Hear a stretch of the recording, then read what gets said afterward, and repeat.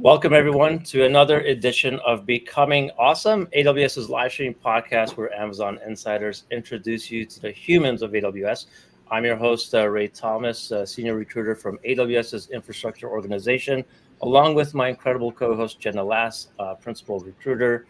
And for those of you that are live, streaming through either our Twitch channel or our YouTube's career channel, welcome. We can't wait to engage with you. We love hearing your questions. We love fielding them. So it really is something that we look forward to every week. So, and for those of you that are watching on demand later on, hope you enjoy the show, and hope you take that episode, the survey episode that I'll put, in the chat, as well as hopefully you come in live and engage with us. So excited to hopefully have you in the future.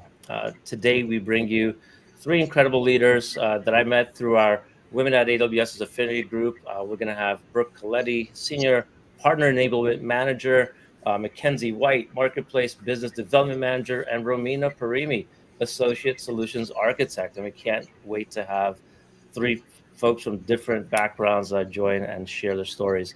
Jenna, welcome. How are you? And are you freezing like I am? Because the temperature dropped around 30 degrees. I am. I have a heater next to me. So hello. I hope you stay warm. And hello, everybody. So great to be here again on another episode. And really, I just want to share that it's been awesome engagement, like on your topic, Ray, about engaging. I find that as the shows have gone on week over week, we've been getting more engagement, and it makes, because it feels one way, can't get people to use their voice. Seeing it in the chat just really makes me feel like we're getting to know the community of people that are joining, as well as reading the feedback on the surveys and hearing what people like and, what we could do better. So we have a busy day today. We have three people. How did that happen? Oh my. How that happened is I put it out into the universe that, we're looking for great guests to join. And I said, we could have up to three people, next thing you know, I literally opened up the calendar for 1 month. They signed up until January, so from this group, like, all right, it's awesome. I love having all of their voices here. So have to have a different plan for the rest of the year, but it's fantastic to see everyone wanting to join the stream. And like I said, we have a lot of repeat folks coming as well. So that's exciting. So with that, let's do some introductions. So let's start with you, Brooke. Welcome. How are you? I'm doing well. First off, thank you so much for having me. I'm very excited to be here today. So I'm Brooke Coletti. I am a senior partner enablement manager in the partner organization of AWS. I've been here for a little over 2 years. And when I first joined, I started specifically focused on onboarding.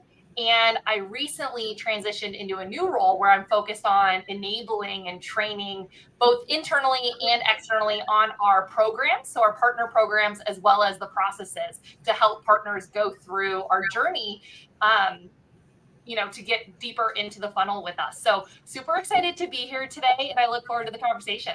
Awesome. Likewise. Let's have you, MacKenzie.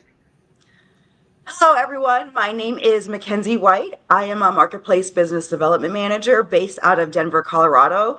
So it's funny you mentioned the weather, Ray, because we have a saying here, if you don't like the weather in Denver, just wait. But my team drives AWS Marketplace alignment with ISVs or independent software vendors to help drive their revenue growth and streamline customers into the AWS Marketplace flywheel. This flywheel is so important to both AWS customers and sellers. The more sellers that are available on Marketplace, the more customers we attract, which in turn draws more sellers into the Marketplace flywheel. My day-to-day activities include go-to-market planning, technical integration support, co-selling best practices with AWS, and driving overall awareness and education with our ISVs so they can scale their Marketplace go-to-market motion. Very excited to be here.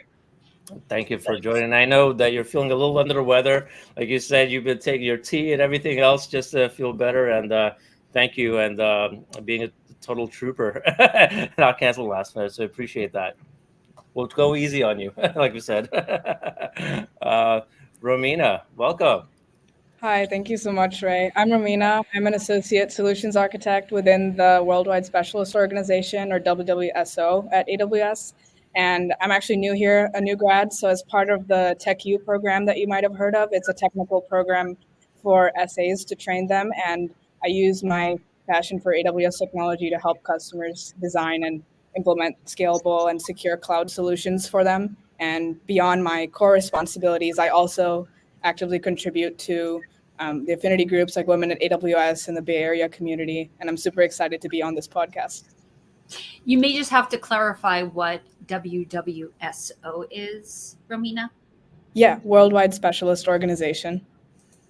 Awesome. Could you go a little bit deeper into WWS? So I supported them earlier when I first joined AWS, and wanted to understand, like, help people understand the difference between a specialist organization maybe versus like a generalist organization. Yeah, for sure. It's as the name suggests, also as opposed to being a generalist. When you're a specialist, you're having a deeper expertise in specific domains of knowledge within AWS. So, for example, with security or networking or databases. So, me personally, I'm looking to go into the security domain, and then I would get familiar with the security suite of services and work with different service teams there to align with customer needs and help them with their solutions on there. Awesome. Thank you. Thank you for that. Awesome. All right, let's just go deep here. Like, cut to the chase, ladies. What can you share that is you find to be the hardest part of your job today? Yep. Let's go to you, Brooke. Let's start with you. I would say the hardest part of being within enablement within AWS is there are so many wonderful initiatives internally where we're trying to support our partners and help alleviate some challenges and roadblocks that they're facing, that we want to make sure we build all the enablement and training to support both our internal teams as well as our partners so that they can continue with their journey with us. So I'd say the biggest challenge is really that prioritization. What is going to help our partners the most and in the most scale possible? You know, we have thousands of partners, and so how can we build for the masses? So I would say that's the biggest challenge, and we're constantly reprioritizing and looking to see how we can best help. It looks like you've done something right. I see on your LinkedIn profile you have won 3 awards. So you've been here, for 2 years, and inside of 2 years, you have won 3 awards. You're not going anywhere too soon. You need to talk to us about those awards. Which are you most proud of, and help us understand how you even earned them. Quite impressive, Brooke. Thank you so much. I would say enablement in general is very unique. There's a really big community if you are within enablement. If you're not and you're really passionate about helping people learn skills and progress their career, check out enablement as a potential career opportunity because there's a big community. So I lead the Women in Sales Enablement community. We touched on an affinity group. So I'm actually the vice president of training and development with women at AWS. So part of my role is we have a team that provides opportunities to employees to go to conferences, as well as providing training events to help them progress in their career and give them the support that they need to feel like they're developing. And so some of the awards that you see behind me are the ones that you're referencing. And I would say the one I'm most proud of is the impact to the community for women at AWS. So one of these awards, specifically this one right here, is for the impact that we've made for women internally. And so we've gotten an opportunity to send a couple 100 people to conferences internally. We've had the opportunity to change some of the processes to allow for additional mentorship opportunities. So we've paired over 2,000 women this year with a mentor-mentee. And so providing those opportunities to be vulnerable. I think sometimes it's hard to talk about the challenges we face in our day-to-day with people on our team because we want to come across as being strong and we can do everything. But being able to have a mentor that's maybe a different level than you, or maybe in a different organization that you don't work with day-to-day, has allowed an opportunity for many women within AWS to break down barriers and get additional help. So I would say I'm most proud of all of them, but that's probably the biggest one that I'm the most proud of today. Awesome. Well, congratulations again. We'll get back. We'll lean back into the affinity group after, since I think that's the commonality. But I don't want to divert from that first question. So, MacKenzie, thank you for jumping in here to talk about what you believe is the hardest part of your job. I would actually like to echo what Brooke mentioned, and apologies about my voice. But Brooke is absolutely right. Oftentimes at Amazon, you will understand that they're competing deadlines for multiple projects you're working on. I am both customer facing and partner facing. So oftentimes I have deadlines that are going to our sellers and customers. One of the things that you have to work towards is understanding how to prioritize your commitments and your deadlines. I had a mentor who actually explained this to me. Think of multitasking as juggling. If you're juggling too many objects at once, something has to drop. You have to understand, how do you prioritize what's going to drop based on the impact it's going to have. So that's the first thing, is I try to write down what exactly am I working on and what are the consequences or impact if I were to move a deadline for one of those initiatives. The other thing that I've learned working at Amazon is make sure you over communicate. If for whatever reason you do have to move deadlines, just make sure all of your stakeholders are aware of what those new priority timelines are. I don't know if anyone here has heard of the Pomodoro method, which is just a time management method where you set aside, say, an hour. Focus, shut down your Slack, shut down your emails, block your calendar so people cannot disrupt you, making sure you actually get your deadlines and your projects accomplished. Because if you're multitasking, at the end of the day, you may realize that you have a bunch of projects that are just half done and nothing is getting accomplished. So I would say that would be the hardest part of my job that I've learned, is to better prioritize all of my work. Awesome. Thank you for sharing that. Let's go to you. Thanks for sharing Romina. the tips too. Yeah. What about you? Since you're a new joiner, I know what it's like to be new to AWS. What's been tough for you? So far, I would say, because there's a lot that I'm learning, I would say staying on top of all of the wonderful new services and content that AWS is putting out has been a challenge and definitely difficult, but it also helps to gain that knowledge, and gaining that knowledge also about customer environments, whether that be through AWS or non-AWS services, both, and understanding, all of that. Gotcha. Yeah, when I first joined, I remember one of my mentors telling me, be comfortable being uncomfortable. Be comfortable being uncomfortable. Feel like you're always a day or two behind, and that's just because of how fast things work and how much information we thrown at you. So once I got that, then I realized to prioritize what needs immediate action and then what can wait, a little bit. And that mentality actually helped kind of prioritize. So thank you for that. Yeah, and I think we have a technical audience here, so it may be helpful if Romina, if you can pop back on and share any tips. How do you keep up with all these services? That's a good question.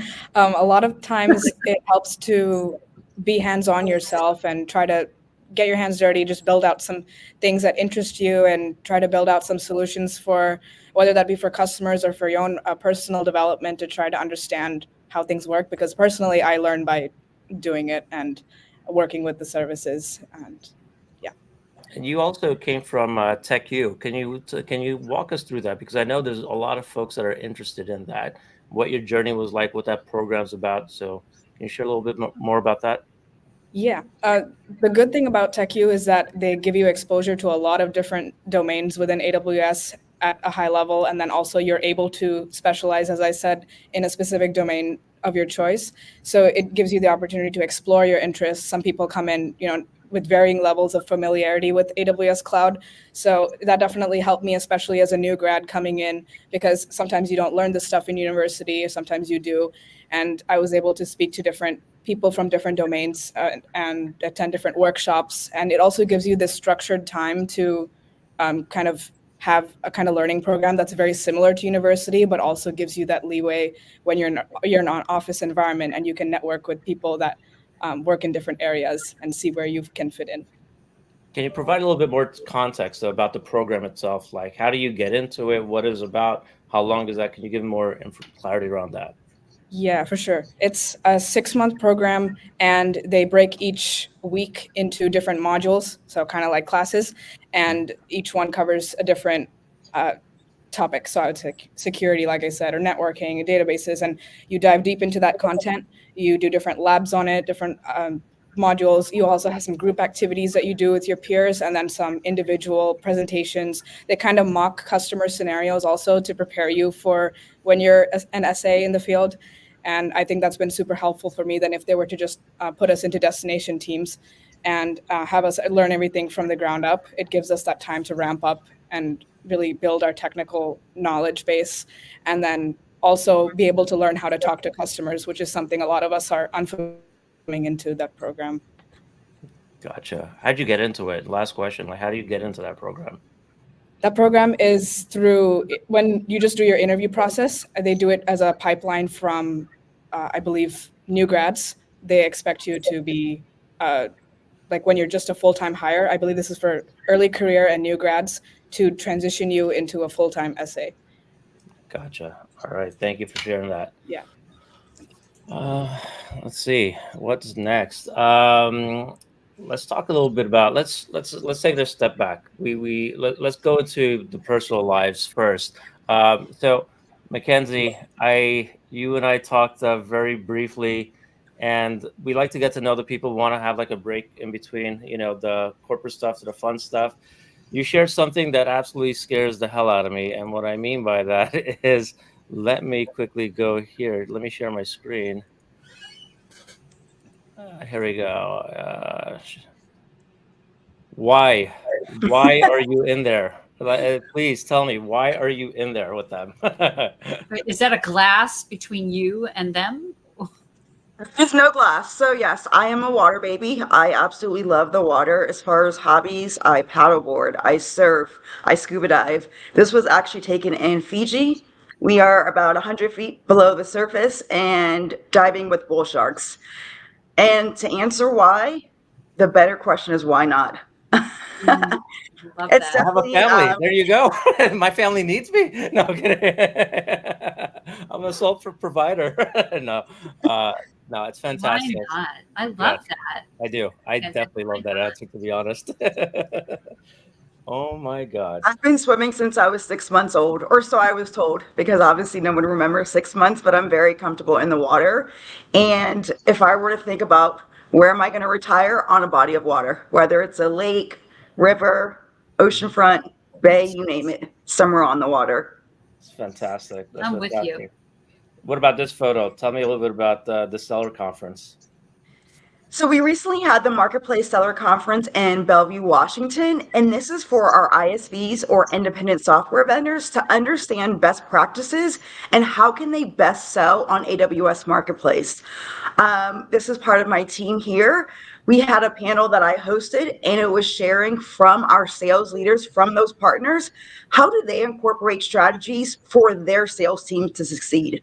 When we think about sellers, they understand their products very well. If you think about a security ISV, they understand what is the customer value prop. What my team specifically does is helps them understand what is the value proposition to the customer to buy through AWS Marketplace. Mm-hmm. Excellent. Excellent. Thank you for sharing that. And let's see, we're going to go down through everyone's photos, but you bring your puppy to work? That's actually my coworker's dog. I should bring my dog to work, but he is pure chaos. Zero work would get done. He's part husky, lab, Rottweiler, pit bull. So yeah, there is no work getting done. He has all of the energy, but this is one of my coworker's dogs who I absolutely adore. That's funny. Jenna actually had a weird dream last night where one of our coworkers, Angelica, brings her dog, and the dog absolutely loves me. But in the dream, for some reason, she went on vacation, gave me the dog, and I brought it to work, and she absolutely hated me at work for some reason. So I was like, I got to tell Angelica this, and here we are, talking about someone else's dog at work. Executive Briefing Center. What is that? Because I know that's only popping up in a few new locations. What is that about? Exactly. So this is at the headquarters in Seattle. We have executive briefing centers, or EBC, where we bring in executives from our customers and partners, and we sit down and do planning. So this was one of my customers I had in 2022. Flew out to Seattle, had executives from both AWS and from their company, and we discussed what are our plans for the year. So AWS is very data driven. Whenever we do a partnership, we want to outline goals or plans that we want to execute. Part of the EBC is what programs will we leverage, what internal AWS programs we will leverage to help them achieve those goals. It could include migrations. It could include building net new workloads on AWS. So working closely with folks like Romina, helping our customers understand what are the ways we can help them build solutions and grow their revenue through AWS native services.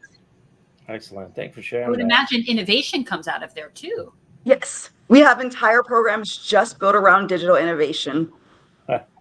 Fantastic. Now, Brooke, do you call yourself a water baby as well, or no? Because I see you more on the surface level or above it.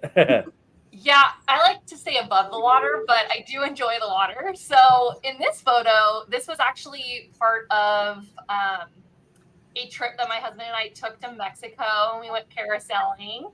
And I really enjoyed traveling. I don't get to do it very often, but when we do, we like to try new things. So this was the first time I parasailed, and it was really fun. I went the opposite route with my photos, so definitely on the personal side. So in my free time during summers, I like to water ski. So ever since I was 5 years old, my dad got my sister and I on water skis. We started double skiing and then eventually moved to single ski. And I do have a quick funny story around water skiing. Last year, this photo was taken right before I completely ate it and over the front of my ski. So while, the lesson here is even if you do something often, sometimes you take a fall and you have to get back up and do it again. But I really enjoy water skiing. It's a nice way to get out into the nature and the sun during the summer. So I'm located in California, so we're fortunate enough to have a lot of lakes here. That's fantastic. And then when you are getting up, you're also speaking. Tell me a little bit about this engagement. Yes. So going back to the enablement community and the enablement space, there's a lot of conferences. So Amazon's all about learn and be curious, right? How do we continue to develop our skills and try to fine tune the tactics and the strategies that we're implementing into our day-to-day? And so this picture is a picture of me speaking at a conference around how to actually progress within your career. This picture, funny enough, was my first ever speaking engagement. So I was very nervous and I had imposter syndrome and I didn't know what to tell folks. And I think the big thing is be yourself. Know that whatever skills you're building in your existing role can in fact be applied to other roles. So don't be afraid to make a career pivot. Don't be afraid to try new things. And so this was my ability to not only push myself out of my comfort zone, but also watch other practitioners within the enablement community and learn from them. So that's a little bit about this photo. What advice do you give people that are speaking for the first time? Because I know it's actually, I think when they listed most common fears, public speaking was either number one or number two. So, next to fear of dying. So what advice would you give anyone? I will tell you that I've been speaking for 3 years now, and I still get a lot of butterflies before I go on. And I try to remind myself that it's the adrenaline. It's because you're excited. It's almost like going to Disneyland and trying to convince yourself that it is excitement. It's not that you're nervous or scared. So I do think it's a lot mental around kind of positioning your thoughts and framing them. But if you're interested in speaking, don't be afraid. I encourage you to go out and do it. Start small. Join a podcast like what we're doing today, and then get yourself on stage. Couldn't agree more. And what's this team photo about? Yeah, this is my team. So this is the partner enablement team. So we sit under Julia Chen within the partner organization. And each of us are responsible for a dedicated work stream within the organization. So some of us are dedicated to ISVs. Some of us are dedicated to onboarding, continuous learning, communication. So our team supports global, around the world for all of our teams. And a lot of the content we produce is fundamental. And then we have trainers within each region, within EMEA and APJ, as well as the Americas, who dive deeper. So they specialize the content to be specific to the roles. But this is the global team, and we're responsible for everyone within the partner organization, as well as content that's going externally through Partner Central, which is our partner portal for those who are partners with us. Fantastic. Thank you for sharing that. And Romina, I know you mentioned your recent grad. Love the photo. Always great seeing like the smiles, because I know it's such an achievement, such a milestone to achieve. So congrats again on that. How'd you feel that day? Like what was going through your mind that day? That's a good question. I should have put more pictures on my hobbies now that I saw the rest of them, but I swear I have hobbies too. This was a wonderful day, though. Obviously, it was a journey to see, and all my friends together that day and my family. So it felt like everyone was just celebrating this milestone in their life, but it was also kind of bittersweet because we're all going our separate ways and everyone's taking their own path in life or moving to different cities and all. But yeah, overall a great day. That's awesome. And then I'm looking for this photo here. Tell us a little bit about this tech summit that you're part of. Yeah, this was the first time I think that some of the specialist leaders and some of the TechU folks joined together in San Francisco, and it was for the North America Tech Summit. So this is an internal summit that's organized for the field technical community, and it's an in-person summit that was held in September, and it was held across, I think, 16 cities across North America. So it was just a bunch of keynotes and breakout sessions and hands-on workshops. So that was the first time that I really got to see, outside of my program, different technical talks. And it was really cool to just see more on a deeper level, like all the different things that I had been learning at a higher level, but now more practically in the field and working on the customer side. All right, awesome. Well, thank you all for sharing those incredible photos and whatnot. So, Jenna, let's start it back up from your end. Yeah, it's just always so nice to just know who people are outside of work and just hear about your passions. If anybody has anything from their passions that you feel have been learning lessons for you professionally, no pressure. That's usually interesting to hear. I think, for example, Brooke's point about, fear and, public speaking, but yet you got out there on the water. I don't know if that kind of was a gentle reminder for you that, yeah, I can do it. But yeah, I don't know if there's any thoughts there. Otherwise, I can go in another direction. Brooke, I think you hit on it. I think everything we experience in our day-to-day can be applied within any role or career progression. And I think one thing to keep in mind, I know I mentioned completely wiping out water skiing and being vulnerable to share that today. But what I did learn, because I hurt my back, I had to be out. I couldn't run and participate in races I wanted to do that month. But what I did learn is that I'm stronger than what I think I am. And I think deep down, all of us have that. Mm-hmm. And we just need to remind ourselves that no matter what is going on, whether it's in the world, whether it's at work, rooting ourselves with what is in our control is probably the most important thing. And that's what's really kept me going and continuing to progress within my career, is to focus on things that are in my control. What can I learn today? What can I do today to make an impact? So I can continue progressing, whether it's in the projects that I'm doing on my day-to-day, whether it's externally learning a new skill. But I just wanted to share that because I think sometimes we forget that with all the chaos that's going on between personal and professional.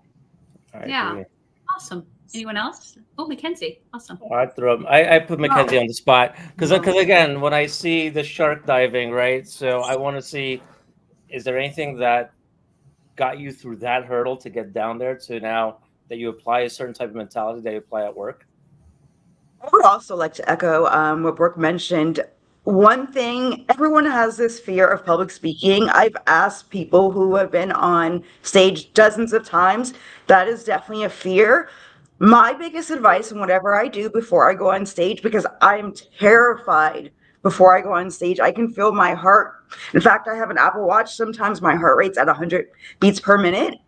One way that I relax myself is I always start off with a dad joke or some sort of icebreaker to make everyone in the audience laugh. Once everyone's relaxed in the audience, then I'm more relaxed. So again, even if you have a fear, do something that makes you comfortable in that moment to overcome that fear.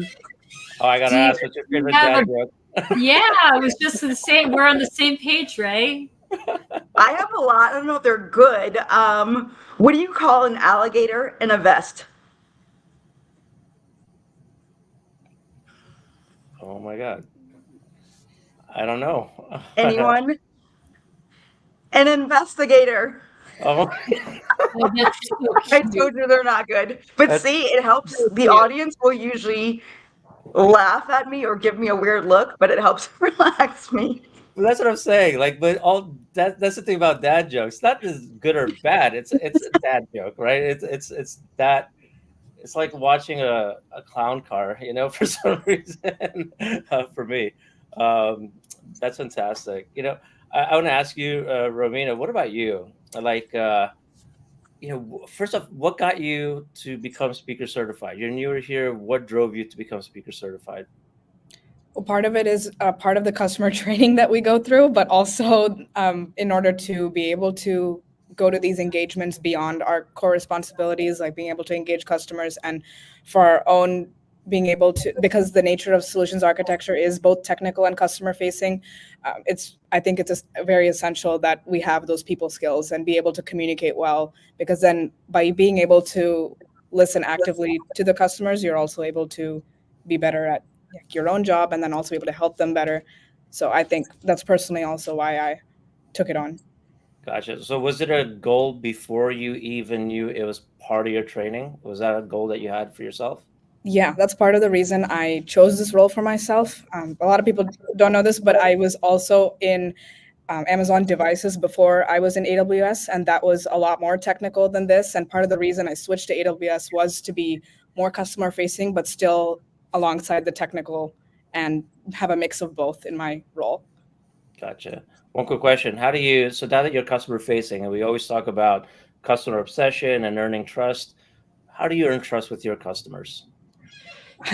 That's a good question. So part of it is listening actively, as I said, and being able to, there's a lot that I don't know. There's a lot that I can learn from them as well. And part of it is being able to understand where they're coming from. And then we have the whole working backwards mechanism. So being able to work backwards from their problem. And at the end of the day, trying to help them reach a solution, asking questions, and just being sensitive and receptive to their needs and what they're looking for. I agree. Jenna, do you agree that, something that we've always done with candidates when we're prepping them, especially on earned trust, is for them to feel comfortable saying, I don't know, right? Saying, I don't know the answer, and then I'll get back to you. I think people, they get nervous when they're trying to interview here, and sometimes they'll end up guessing, and then they might double down because on like guessing, and when they may be incorrect, right? So it's not a good thing. It's actually, you earn more trust with us if you say, I don't know this, but if I were to guess, I'm thinking along these lines, right? And then have that conversation where the interviewer can actually either correct you, and it becomes a learning lesson for you, or they say, you know what, that is the right way to go about it, and you just continue the conversation from there. But have you seen that, Jenna? Yeah, I think you're right. It's showing, hey, I don't know the answer. I have some ideas, but I'm not certain yet if it's the right answer. So here's how I would go about validating or disconfirming these assumptions. And that actually shows our write a lot leadership principle, as well as that there is a possibility to find the answer. Gotcha. What about you, Brooke? Like, how are you earning trust with your customers? I would say the biggest thing is exactly what's been hit on is I'm not a subject matter expert in some of these programs and processes. So really working with the person who owns the product to truly understand what problems is that your product solving for, how does it work? And being open to, again, that vulnerability of saying, I don't know the technical side because I'm not in a very technical role. And so for me, it's really understanding some of the technical side, but also helping some of the technical roles and the program manager roles to understand the business impact. So some of the questions I'm asking is because I'm trying to understand from the business side, why should some of the business personas within our partners, why should they care? How is this going to help their sales teams and the boots on the ground become more productive or to help them do business with us? And so I would say for me, earning that trust is being open and saying, I don't know, to what's been mentioned already, try to get a basic understanding and then help the teams try to realize what the business impact is. So then when we do go external, we can talk about it in a way that's framed for our partners and our customers to understand why they should implement a certain program or a certain process when they work with us. Gotcha. Do you have anything to add, MacKenzie, on your end? Yeah, I would echo everything that's been said. One other thing that I try to do to earn trust is be empathetic. Understand that whether it's customer, whether it's a partner, even internal, we say customers. Sometimes our customers are internal. I also try to seek to understand what are their goals, what are they trying to accomplish.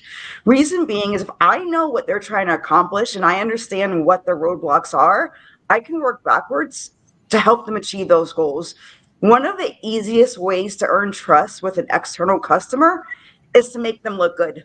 So if I know they have a goal and I can help them achieve that goal or exceed that goal, they're going to look good and they're going to want to come back and work with me again. And I think that speaks to surprising and delighting customers. Yeah. All right. Well, I want to make sure we talk about what I believe is the commonality here. That is that you are all women in technology. So, what does anybody have any examples on what that means and how important that is and how inclusion and belonging has shaped your experience in your career and here at Amazon? If not, I'll throw up somebody on screen. I'll wait for someone to respond. Let's start with you, Brooke. Let's go back. Oh, no. Was that too harsh of a question? No, I think it's a great question. I was interested to hear what the others had to say. I think it's really what I love about AWS and Amazon is that they make an effort for inclusion. They constantly have a diverse panel when interviewing. So they do try to get diverse backgrounds, personalities within the interview panel.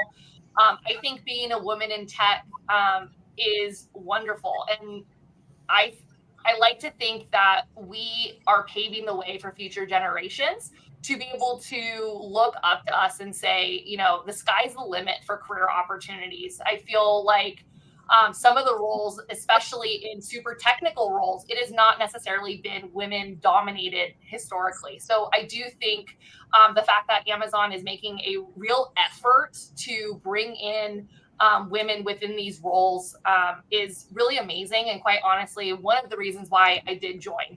I feel like we are making those steps to, again, have those diverse backgrounds as well as genders within those roles. Gotcha.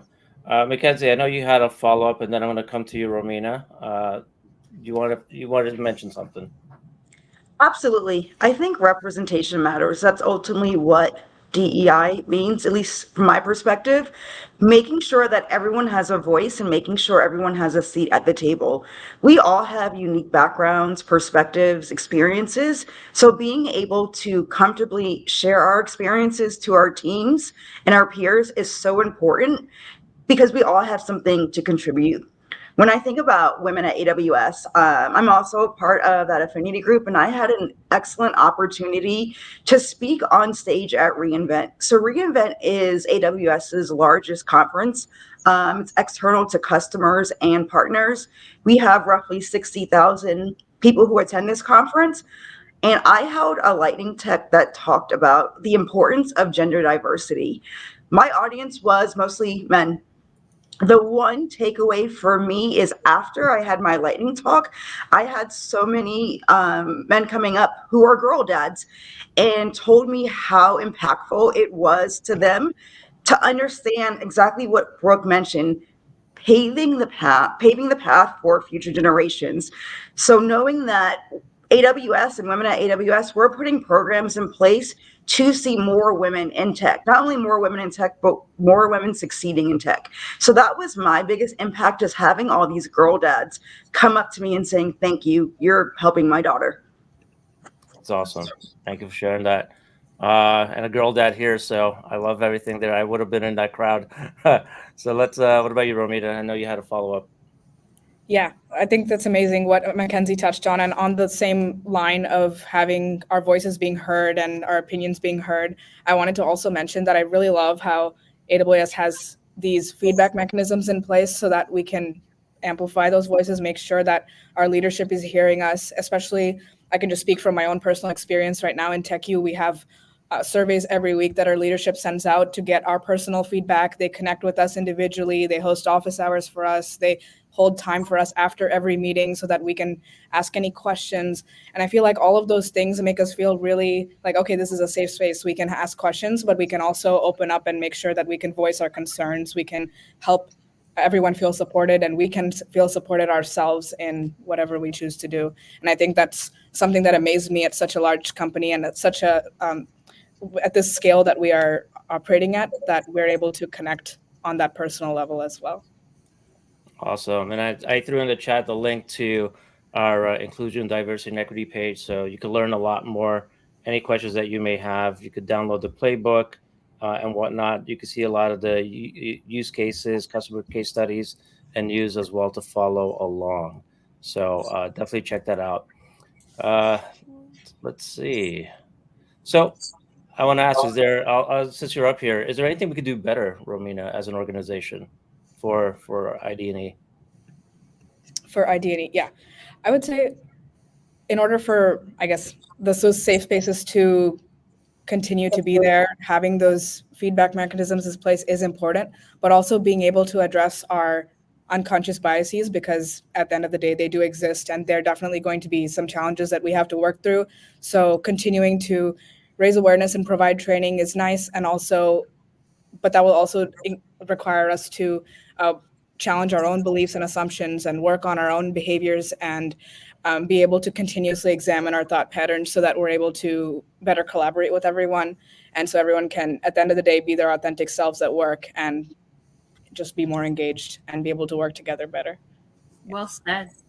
Yeah, well said. What about you, MacKenzie? Is there anything that we could do better? Or, and after that, if a second follow-up question, how do we break our own biases? Yeah, absolutely. When we think about goals as an organization, usually people think top down. I think how we as an organization can be better is bottoms up. Everyone has to have a place at the table. So everyone has to care about ID&E. I know we have published across the board what are our different ID&E efforts, but if we have unconscious bias at the individual level, no matter what leadership says, it's going to be hard to overcome that. As far as like what we can do better, I think just being open, having that sharing conversation, and being allies for one another. Making sure all of your peers, all of your teammates feel that they can come to you and have an open and authentic conversation and be their true self and have that emotional safety. Because if you have someone you're working with who just does not feel they're accepted, they may have a lot to share that can help drive the organization forward, but not feel comfortable speaking up. So it takes all of us to care. I agree. And when we talk about this world of Gen AI and whatnot, and we talk about all these models and the data sets, the data that's actually ingested in there, we need to hear everyone's voice. so it could bring its own bias, because again, garbage data in, you're going to get garbage output. But you need diverse set of opinions. You need everyone to feel included. You need to hear everyone's voice, because if we are going into this world with Gen AI, you need to have that set of data as well. So if we're just feeding historically just a certain set of people, it's not going to work. It's not going to help. It's not going to help be its best tool for all people. It's kind of how I look at it. So, what about you, Brooke? What are your thoughts on all this? I think we hit on some really good points. I think one thing I would add is having the courage to speak up when you do see some unconscious bias happening or some things being said that maybe should not. And I think sometimes we may see things within the workplace, but not want to be the one to vocalize it, because we don't want to be the one person that's like, rub someone the wrong way. I think it's important, in order to continue to make the necessary steps to continue to have that focus as an organization, is to be able to speak up, to have that psychological safety that if I speak up and I say something, hopefully that person knows that it's coming from the goodness of your heart, because you want this person to learn and grow and develop. And it's not that I'm saying something because I want you to get in trouble or for you to,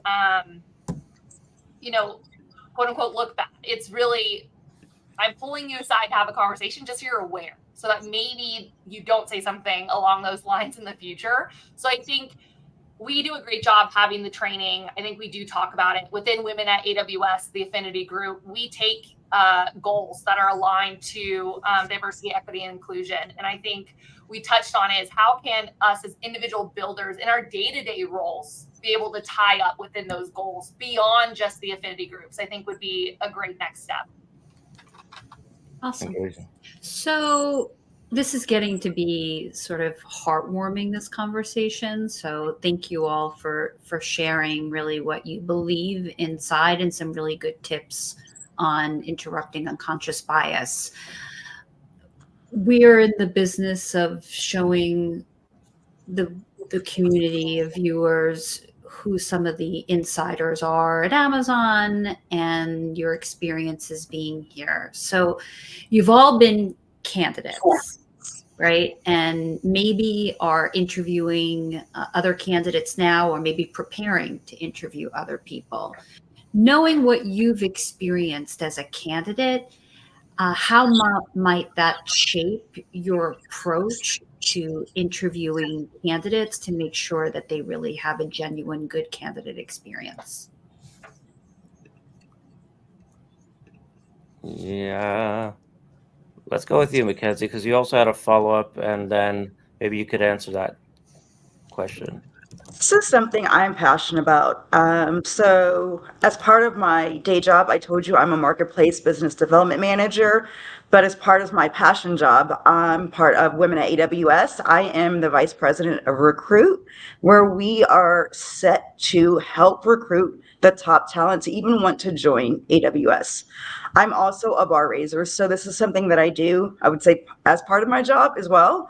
One of the things that I try to do with candidates is ease them. I understand that interviewing at Amazon is rigorous. It's tedious. By the time you get to your final loop, you've probably been on potentially 4 interviews. So my goal is to set candidates at ease and make them feel comfortable. I'm very transparent with the process by the time they get to an interview with me. I also want, it goes back to empathy. If they've been on a loop, some of these loops can be 6 hours. I always ask them before we start, do they need a break?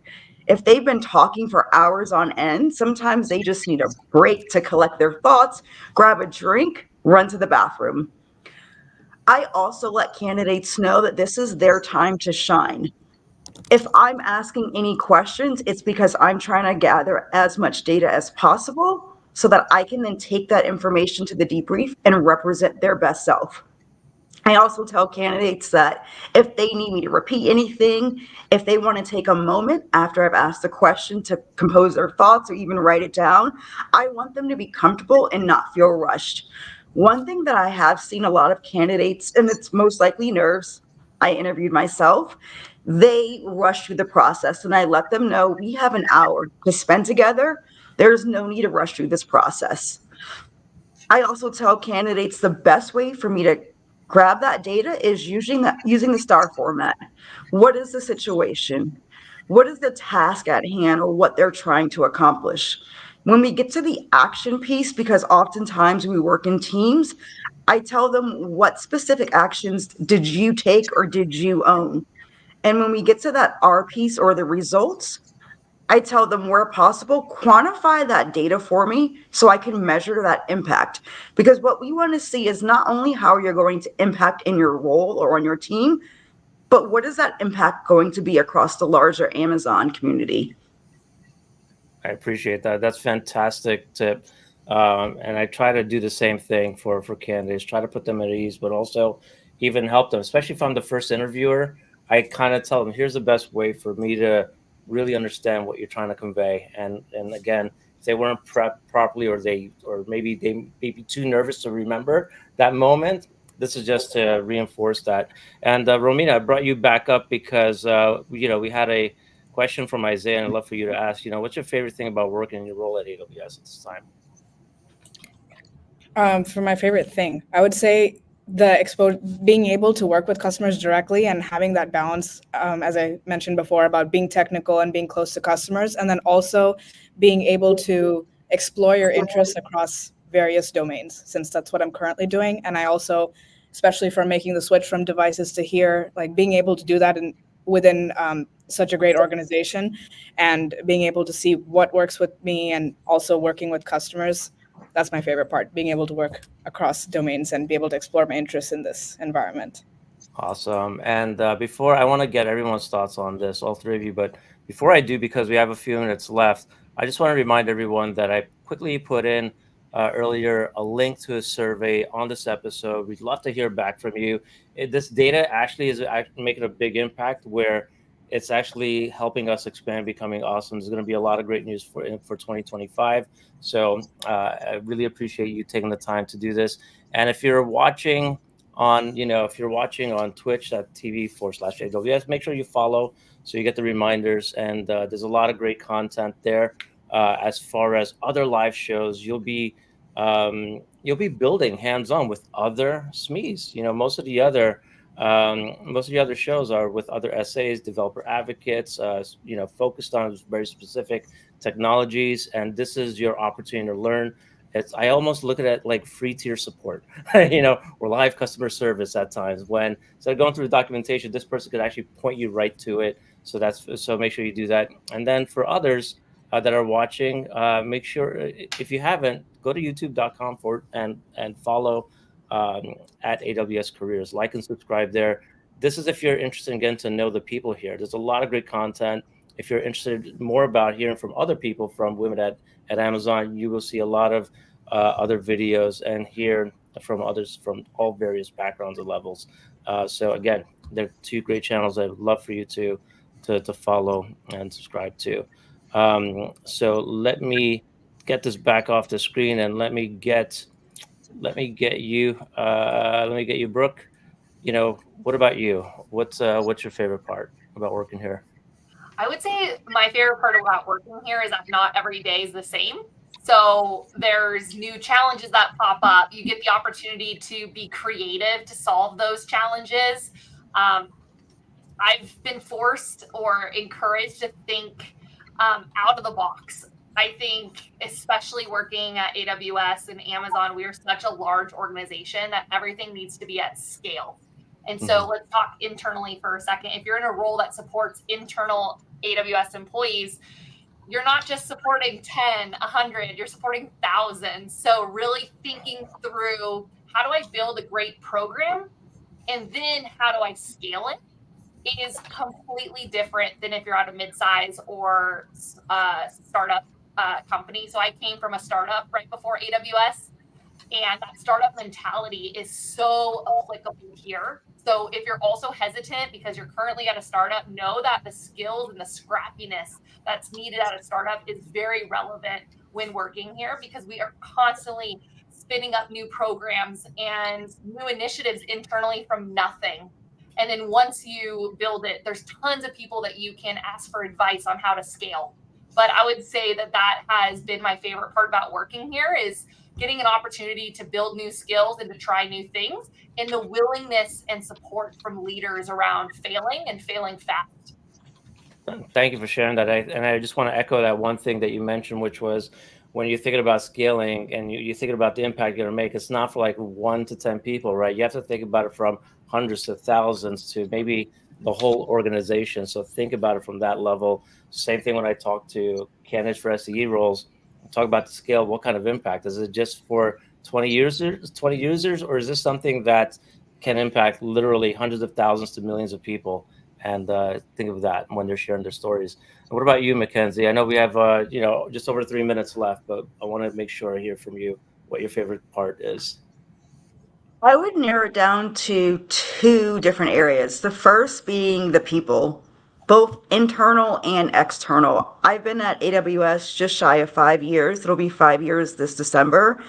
And the amount of people that I've met who have been so supportive of my career development and even personal. I have some of my closest friends. I can consider some of my coworkers very close friends. Some of my customers that I work with, I no longer work with them. We still talk.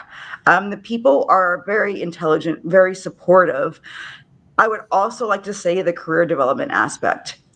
Since being at AWS, I've gotten 3 certifications, and I'm not technical by any means. I have my cloud practitioner, solutions architect, associate, developer associate.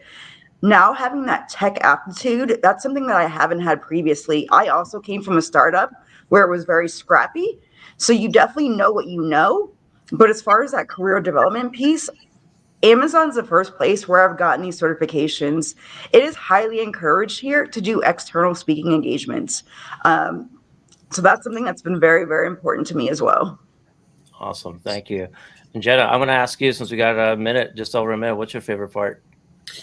Oh, definitely the relationships first and foremost. The people that I've worked with, I feel like there's been so much opportunity to just really establish trust, a trustful working relationship.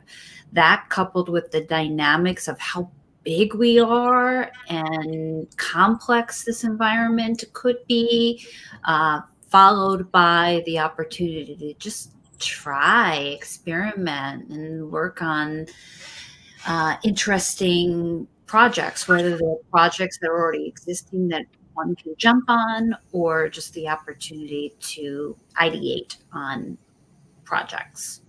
Awesome. And just making an impact for candidates. I mean, just role specifically, making an impact is key. Right. I know someone got a meeting about to happen, but so with that, I want to wrap up the show. I want to thank you all. I want to thank you, Brooke, Romina, MacKenzie, and Jenna. Thank you again. And Isaiah, thank you for the great questions. Really appreciate it. I hope you all learned something. I hope you're inspired by something that was said here. And I look forward to seeing you all next week. Thank you so much. Have a great one. Bye, everyone. Bye. Thank you.